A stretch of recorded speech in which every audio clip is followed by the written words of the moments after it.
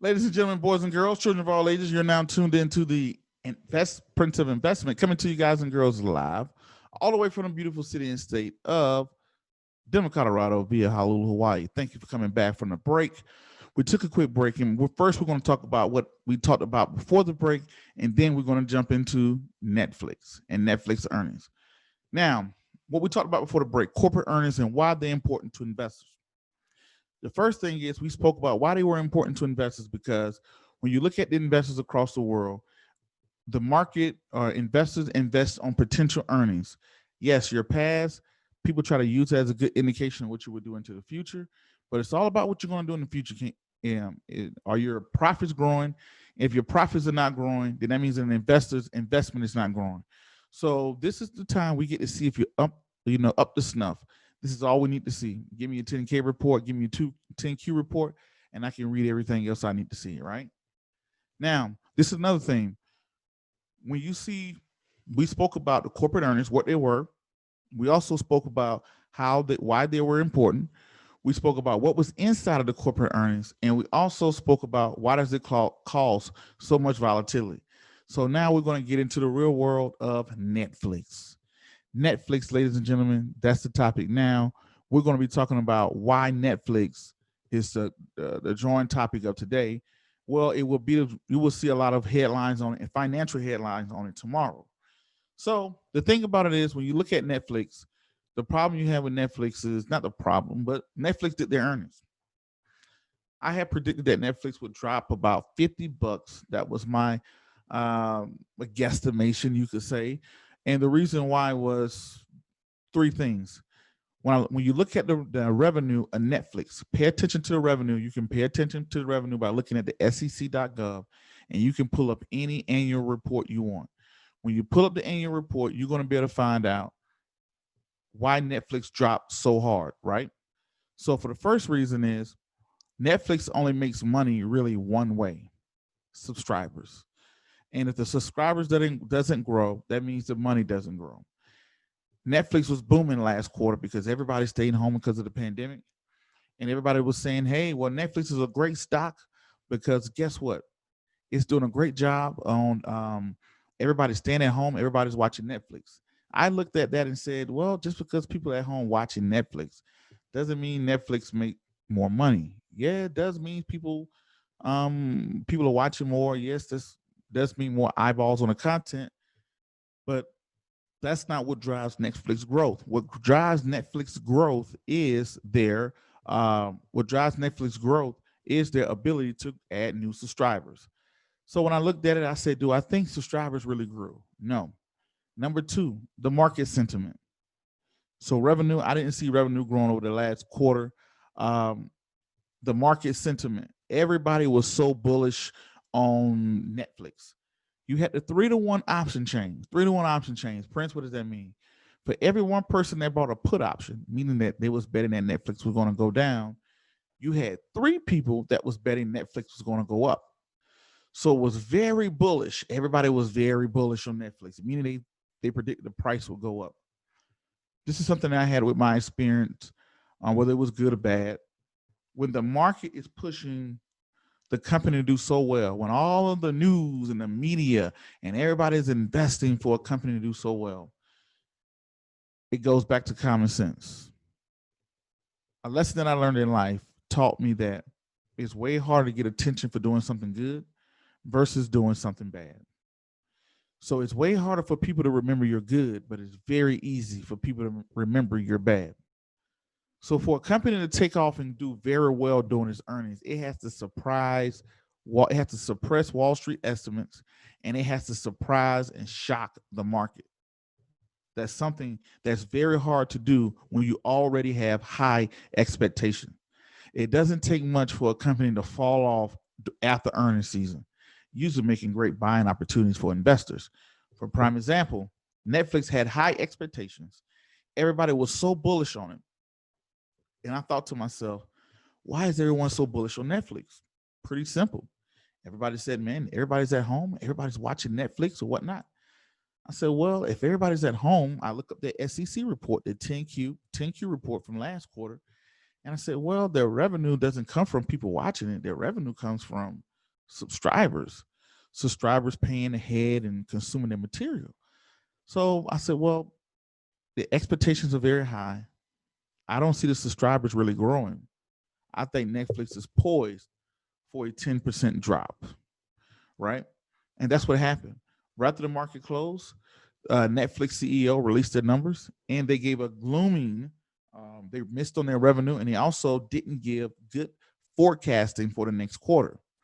The CEO said that, hey, I think the initial shock of the COVID-19 has gone and I don't really see it growing in the following quarter. With that being said, Netflix fell 10% in the after hours market. So tomorrow morning, you will see Netflix. It'd probably be trading downwards somewhere in the double digits, maybe single digits, but somewhere around that 5 to 10%. Netflix will drop. Do I think people oversold it? Yes. I just think the expectations got a little bit ahead of them. Everybody started selling that stock. Everybody started buying, and the company fell off. Ladies and gentlemen, this is why earnings are so important because you're seeing so much volatility. Also, it could make a great buying opportunity for new investors. Now, when everybody gets the sour grapes about Netflix, yes, it's going to have a major drop probably tomorrow. It'll probably be a bad day for Netflix. Fall on with a Monday morning, it'll probably be a bad day for Netflix. It'll probably fall down to below $500. This makes a golden opportunity for investors to come in and buy call options for $500 leading up to the next earnings season. You guys and girls understand that? Now, Netflix was at $5.25, $5.27. It's going to drop down tomorrow to about $5.75, $5.80, below 500. So Netflix has already demonstrated it can go over 500. Now, this is a time for, if you was looking at Netflix, this could be a time to get Netflix. Now that it has sour grapes, this is when the best investors in the world come in and started to buy Netflix. Now, when everybody starts to buy Netflix, if you want to be a little bit more riskier, you can buy a call option that goes 3 months out for Netflix at $500. You're not expecting Netflix to do anything great. You're expecting Netflix to just go back to where it was, which it will. It will go back over $500. It's just that initial shock and market sentiment that hits the market now, right? So as you see with Netflix, what happened with Netflix, you saw the CEO came out, people read the income statement, balance sheet. They also read the cash flow statement. They also listened to the CEO. They saw the future of Netflix. I never been sold on Netflix because Netflix, I felt the space was too crowded. I felt when it came out, it was a cool idea when they had the little vending machines. If everybody remember, they might still have them, kind of what Redbox does. I think Netflix was kind of doing that. Then Netflix kind of got into the gaming consoles. And then Netflix just kind of got into it just dominated the space. It figured it out. They got the right backing. It figured it out. Bye-bye goes Blockbuster. Redbox is still around, but I don't really use Redbox because I don't even have a DVD player. So with that being said, Netflix is now dominating the place, dominating the space. Now here comes, just like anything, when you have high profits and a low barrier of entry, it increases competition. When you have high profits, meaning you're making a lot of money, a low barrier of entry, meaning that anybody can do it, it's going to increase competition. If people found out I made $1 million by writing on a sheet of paper, people are going to figure that out. They're going to start writing on a piece of paper. And what does that do? Now you have Disney coming in with their own streaming platform. I heard the WWE had their own streaming, ESPN, Showtime. So many people coming with their own streaming services. I think it's going to get in the way and start to crowd that space. That's why I never was a big believer in Netflix, just because of that space. So just because of that space dominance and crowding of what was going on. When I look at Netflix and I look at the world around itself, not even Netflix, we're talking about looking at their whole service. The service is a good service. It has a brand name. It has a big name. It is still leading this space, but I just see a space over the future. Amazon jumping into the space, Disney jumping into the space. These are not small players. These are mega players that are coming into the Netflix space. Disney brought Star Wars. They pulled all this stuff off of Netflix and started putting it on Disney. I didn't like that going into the future. I felt the space was too dominant, and I didn't feel like Netflix has a very, very competitive advantage to be above everybody else, right? I felt Disney does. Disney, I think they're pulling all of the Disney content off of Netflix and starting their own streaming service. What's going to stop a company like Nickelodeon and the Cartoon Network from doing the same thing, right? Not saying they won't, but they can. I feel the space is way too crowded. That's why I never was a big fan on it. But I use Netflix. I don't want to get off topic. I use Netflix to explain what we talked about before the break. Before the break, we talked about corporate earnings. We talked about what corporate earnings were. We talked about what was inside of corporate earnings, and we talked about why they created volatility.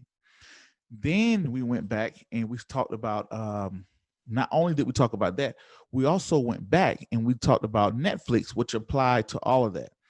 Netflix released their earnings. Netflix CEO got on and spoke. The earnings didn't look like they were up to snuff too much. And then guess what happened? Netflix fell by 10% in the pre-market. Doesn't mean it's going to carry over to the real market, but it has done it into the pre-market.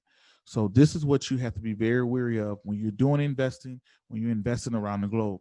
You have to be very mindful of what's going on with the company, what's going on with that space. And this is why you must pay attention to corporate earnings. Because now today you're waking up and you're wondering, why did your company fall off 10%? And your company fell off 10%, maybe could have been because of earnings. Earnings season, if you have a big tech company, you're going to see a big swing. Amazon is going to swing up or down. Netflix is going to swing up or down like it did. Facebook, Apple, Microsoft, maybe not so much. Zoom, I think it comes out in September, but these companies usually make big swings during this time because it get a lot of analysts very excited. It get a lot of analysts very sad. But ladies and gentlemen, that's going to conclude today's topic and episode. I hope you guys and girls got something out of this because I sure enjoyed talking about it. Thank you guys and girls that are catching this live on Think Tech Hawaii. And for all the people that are catching this back on YouTube and the podcast, if you're not checking out the podcast, you check us out, Think Tech Hawaii. We're here on YouTube, we're on iTunes Radio, Google Play, and we're also on Facebook as well. Facebook, YouTube, iTunes Radio, Google Play, all of the great stuff. But anyway, ladies and gentlemen, my name is Prince Dykes. I'm the Prince of Investment. Until the next video, podcast, cartoon, book, or whatever else crazy you see me do around the globe. Peace, be safe, I'm out, and thank you.